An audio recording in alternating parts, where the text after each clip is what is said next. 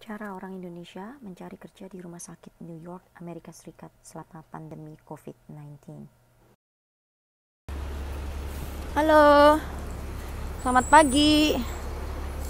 Saya mau cerita sama berbagi pengalaman ya. Saya selama pandemi ini saya bekerja di healthcare atau bagian rumah sakit. Nah, gimana caranya saya dapat kerjaan ini ya?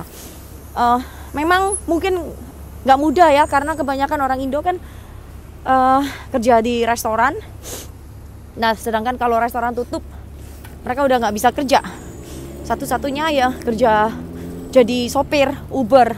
Nah, tapi juga banyak yang nggak mau. Nah, satu-satunya kalau yang sopir Uber bisa antar makanan sekarang, Uber Eats gitu ya. Nah, cuman kalau yang memang berani ambil resiko kayak saya, bisa kerja di rumah sakit. Gajinya lumayan. Gaji saya $30 per jam. Nah, itu bisa saya kerja tuh minimal 8 jam sehari sampai 12 jam. Nah, itu bisa 5 hari kan ya. 5 hari kalau misalnya kita 12 jam overtime kan. Nah, itu gajinya 1,5 kali $30. Jadi $45 per jamnya. Nah, ini gimana caranya? Lewat agensi. Ada agensi healthcare banyak banget apalagi di New York sini. Kalian tinggal cari aja di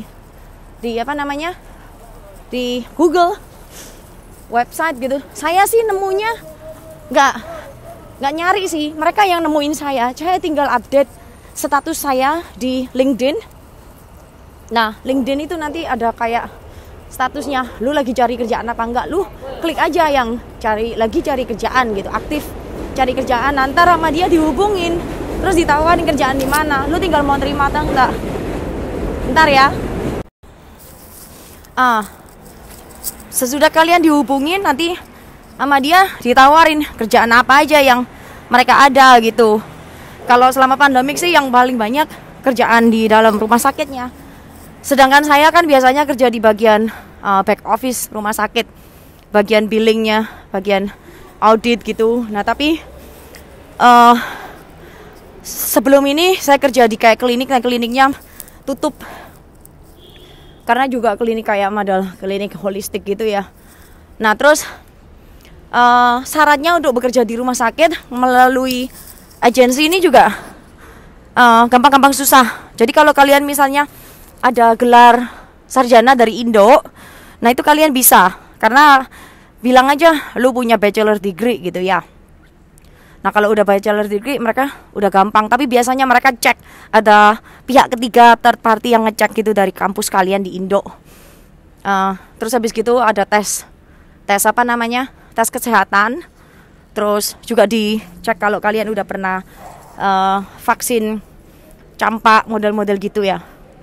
Tapi kalian boleh pilih kalau nggak mau flu vaksin atau covid vaksin atau hepatitis C vaksin, kalau nggak mau juga boleh. Ada kayak tanda tangan surat gitu.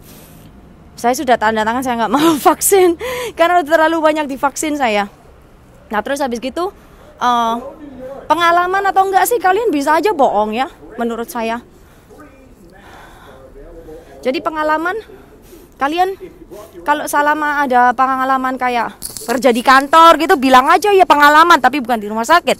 Pengalaman kerja kantor. Jadi aku minta dicariin kerjaan di rumah sakit tapi yang bagian bukan klinikal gitu.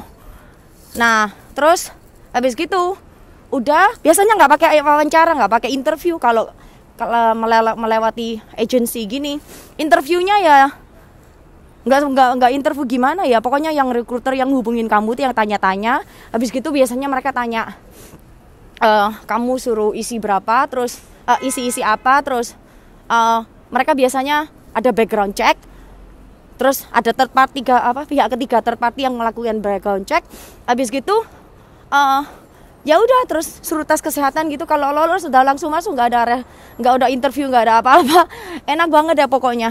Kalau misalnya kalian pengen tahu, komen aja, nanti saya kasih tahu secara privat ya. Oke, selamat mencoba. Take care.